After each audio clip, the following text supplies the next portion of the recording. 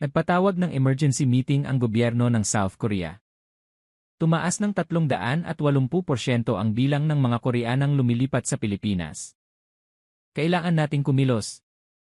Noong 2024, nalampasan ng Pilipinas ang ekonomiya ng South Korea. Sa parehong taon, 38,000 Koreanang babae ang malawakang lumipat sa Pilipinas. Sabi ng mga eksperto, dumaranas ang Korea ng double crisis, pagkawala ng talent at loss of national pride. Ano ang ibinigay ng Pilipinas sa mga Koreanang babae? Isang documentary producer ang personal na nagtungo sa Pilipinas para pag-aralan ang nakakagulat na phenomenon.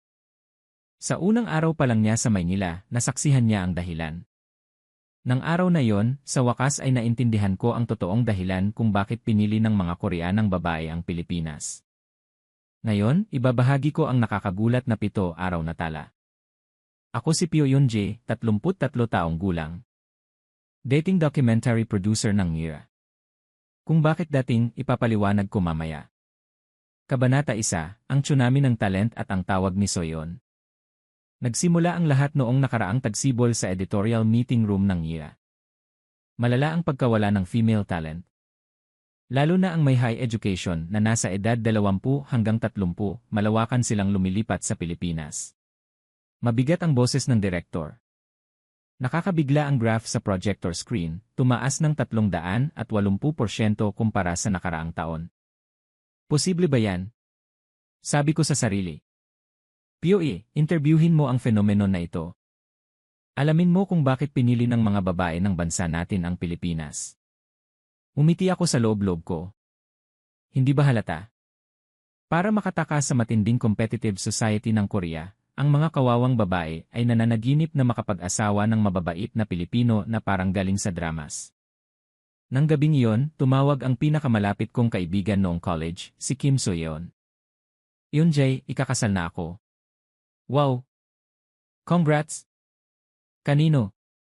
Neurosurgeon sa University of Santo Tomas Hospital galing sa Seoul National University Hospital at professor sa University of the Philippines PIC galing sa Seoul National University Hospital and Seoul National University.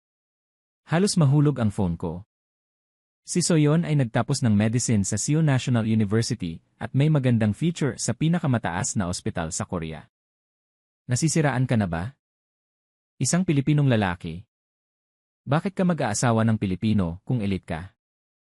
Ang sagot ni Soyeon ay hindi ko inaasahan. Yunjae, iba ang Pilipinas. Dito, hindi ako female doctor.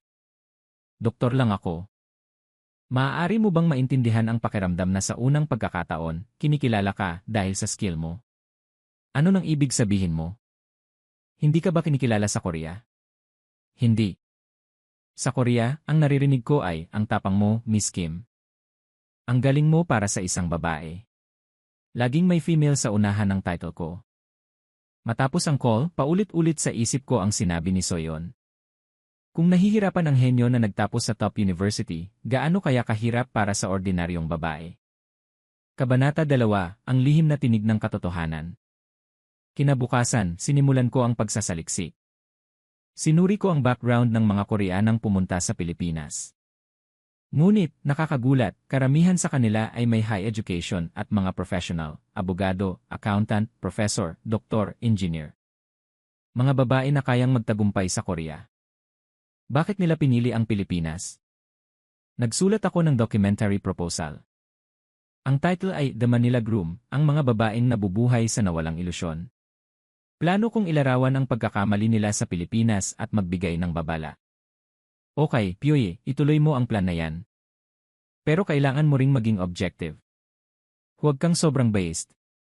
Inaprubahan ng director. Ngunit ang salitang objective ay nag-iwan ng kakaibang sting sa aking puso. Kinontak ko ulit si Soyeon. Pupunta ako sa Pilipinas para mag-documentary. Gusto ko ring i-shoot ang kasal mo. Ang galing. Pero Yunjae, iwanan mo ang lahat ng iyong prejudices bago ka pumunta. Ang Pilipinas na naiisip mo ay iba sa totoong Pilipinas. Anong sinasabi mo? Ako ay professional, Yi. May kumpiyansa akong magiging objective. Ngumiti si Soyeon. Yunjae, tingnan mo sa sarili mo. Maaaring ito ang pinakamalaking shock ng buhay mo. Bago ako umalis, sinuri ko ang equipment ko. Nangako ako sa sarili ko, ilalantad ko ang lipunan ng Pilipinas na nahuli sa Lost 30 Years Illusion para makita ng mga babaeng iyon kung gaano sila kalaki ang nagkakamali. Hindi ko alam na ako pala ang nagkakamali noon. Sa eroplano patungo sa NE, nagplano ako ng shooting schedule. Day 1, I shoot ang stagnant culture ng Pilipinas. Day 2, kuhanan ang eksena ng male chauvinism. Day 3, interviewin ang mga Koreanang disappointed. Ngunit simula nang lumapag ang eroplano, nagsimulang gumuho ang perpektong plan ko. O, mas tumpak ang prejudices ko. Kabanata 3, ang pagsisimula ng pagkaantig. Pagdating sa NE, may mali agad. Hinihila ko ang mabigat na camera equipment papunta sa customs. Isang staff ang tahimik na lumapit sa akin. Miss, mukhang nahihirapan kayo. Kailangan niyo po ba ng tulong? Reflexively, umiling ako sa Korean way. Hindi po, okay lang. Hindi. Mabigat ang equipment niyo, hindi ba? Kukuha ako ng cart. Umalis na siya para kumuha ng cart. Hindi ito maiisip sa airport ng Korea. Sa kultura na sobrang mabilis, bihira ang tahimik at detalyadong care na ito. Saan po kayo galing? Korea. Mula sa Seoul. Nandito po kayo para mag-shoot ng program. Pakishoot po ang magagandang lugar sa Pilipinas.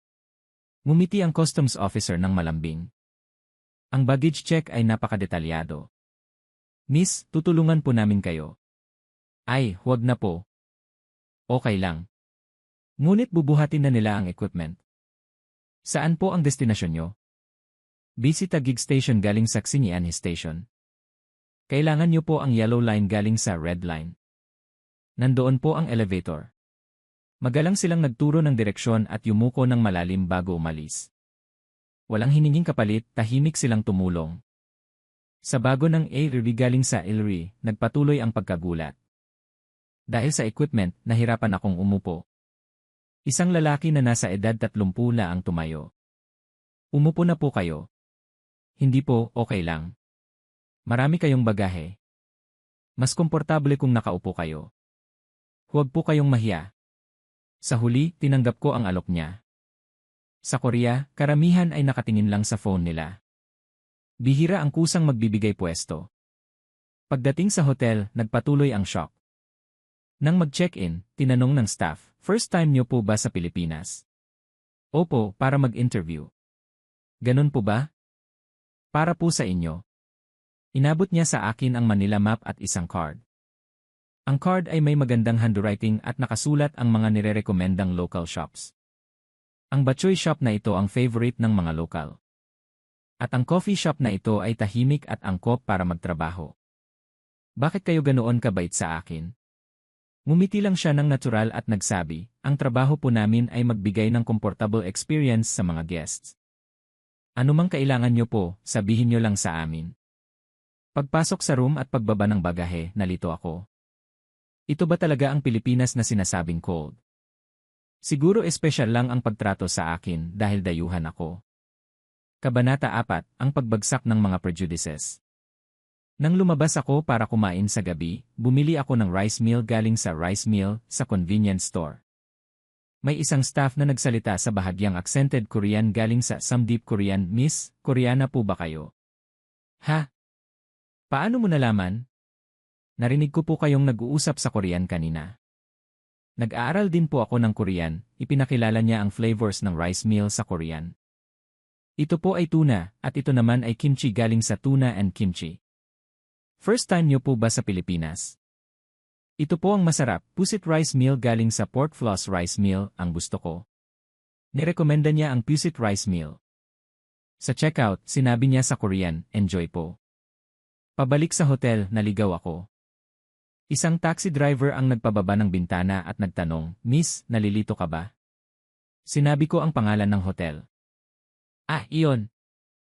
Diretso ka lang sa kalsadang ito, kumanan sa ikalawang traffic light. Mga 5 minuto lang na paglalakad. Salamat po. Walang anuman. Ingat po kayo sa paglalakad sa gabi. Pagbalik sa room, inayos ko ang mga notes ko. Ang kamera ay puno ng mababait at well-mannered na Pilipino. Nakakagulat. Hindi ito ang gusto kong i-shoot. Kailangan kong kuhanan ang totoong eksena bukas. Swerteng day lang ito. Ngunit sa kaibuturan, may crack na unti-unting nabuo. Baka mali ang pananaw ko sa Pilipinas mula pa sa simula. Muling sumagi sa isip ko ang sinabi ni Soyon, ang Pilipinas na iniisip mo ay iba sa totoong Pilipinas. Nakahiga ako sa kama, nakatingin sa kisame. Maaari ba akong magsalita ng kritikal tungkol sa Pilipinas bukas? Hindi ako makatulog. Ang tahimik at mainit na care na nakita ko ngayon ay paulit-ulit sa isip ko.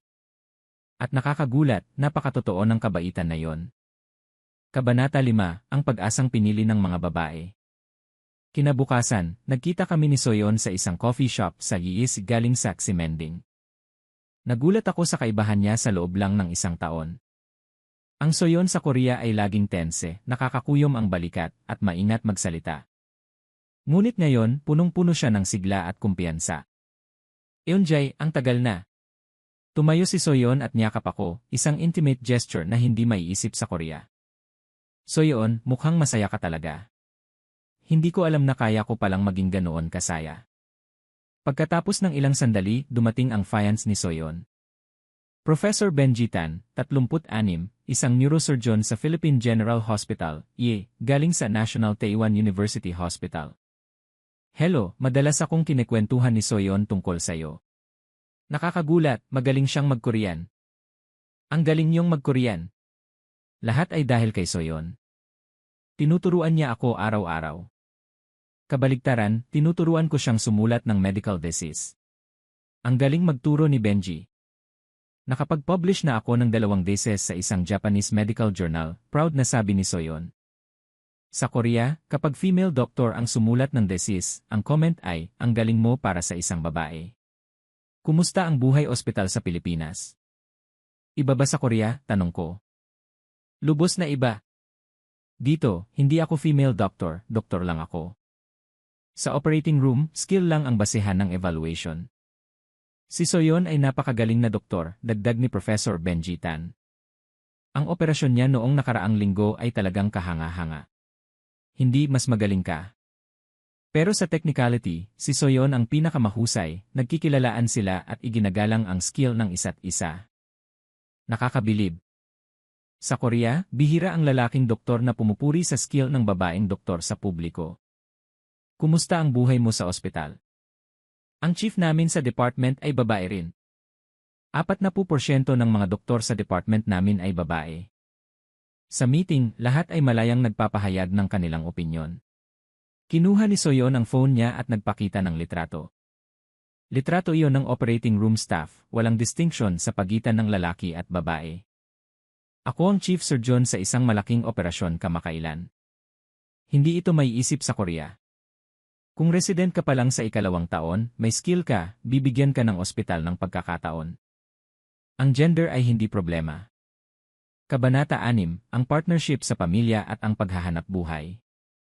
Habang umiinom ng kape at nag-uusap, tiningnan ni Professor Benji si Soyon ng may genuine respect.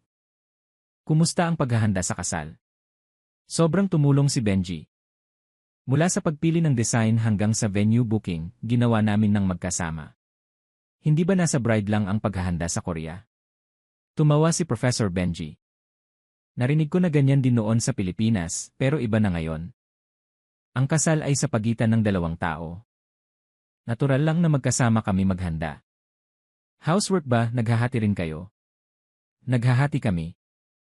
Hindi ito makatarungan kung isang tao lang ang gagawa ng housework sa dual income. Gusto kong magluto, kaya ako ang pangunahing nagluluto. Si Soyon ang naglilinis. Magugulat siguro ang mga Koreanong lalaki kung marinig nila yan, tumawa si Soyon. Hindi maintindihan ng tatay ko noong una. Pero nang personal siyang pinagluto ni Benji, sumang-ayon din siya. Tiningnan ni Professor Benji ang watch niya at tumayo. Sorry, kailangan kong bumalik sa ospital. May emergency surgery. Eunji, masaya akong makilala ka. Hinalikan niya si Soyon sa pisngi bago umalis. Ang ibang customer sa coffee shop ay tila natural lang. Matapos umalis si Professor Benji, nagsimula kami ni Soyon ng mas candid na usapan. Hindi ka ba nagsisisi? Ang lahat ng iniwan mo sa Korea. Hindi ako nag-iwan, pinili ko. Pinili ko ang mas magandang buhay. Eunji, alam mo kung gaano ka nakakahingal ang mabuhay bilang babae sa Korea. Laging maingat, nakatingin sa mukha ng iba, pinapaliit ang sarili mo. Totoo yan. Pero dito, iba. Kaya kong maging ako lang. Nai-exist ako bilang Iray. Kim Soyeon bilang isang tao. Kumusta naman ang in-laws mo? Sabi nila, may mother-in-law problem din sa Pilipinas. Tumawa si Soyeon. Alam mo kung ano ang sinabi ng nanay ni Benji nang makita niya ako sa unang pagkakataon? Sabi niya, huwag mong isipin na ikaw ang manugang. Mag-relax ka lang at ituring mo itong bahay mo. Talaga? At tinanong niya ako ng recipe ng Korean food para lutuin niya para sa paborito ng anak niya. Hindi ako makapagsalita. Lubos na iba ito sa Asian mother-in-law culture na alam ko. Kabanata 7, ang katotohanan sa ospital. Paglabas namin sa coffee shop at habang naglalakad sa kalye, sabi ni Soyeon, Yoonjae, dapat ka ring mag-isip ng maigi. Makukuha mo ba ang buhay na gusto mo sa Korea? Ang tanong na iyon ay tumama sa akin ng malalim. Naiwasan ko ang sagot. Kailangan ko munang tapusin ang documentary ko. Sige, pero tingnan mo ng maigi. Tingnan mo ng walang prejudices. Kaya mo ring makita ang nawawala sa'yo. Ang huling sinabi ni Soyeon ay paulit-ulit sa isip ko. Eunjae, ang kaligayahan ay para lang sa matatapang na tao. Kinabukasan, pumunta ako sa IAG galing sa NG Hospital sa imbitasyon ni Soyeon. Gusto kong i-shoot ang Filipino medical scene. Habang nag-aantay kay Soyeon sa lobby ng ospital, nasaksihan ko ang isang nakakagulat na eksena. 3 o 4 na babaeng doktor na naka-white coat ang lumakad ng kumpiyansa. Ang mga lalaking doktor na nakasalubong nila ay natural na nagbigay daan sa kanila. Yoonjae. Kumaway si Soyeon. Naka-white coat din siya, punong-puno ng kumpiyansa at profesionalismo. May meeting kami sa department. Gusto mo bang sumali? Pinayagan na ako ng chief. Pagpasok sa meeting room, nabigla ako ulit. Ang chief ay babae na nasa edad 40 at kalahati ng mga dumalo ay babae. Ang case na pag-uusapan natin ngayon ay lalaking nasa 58, may aortic valve stenosis galing sa mitral valve atresia. Mayroon bang unang opinyon?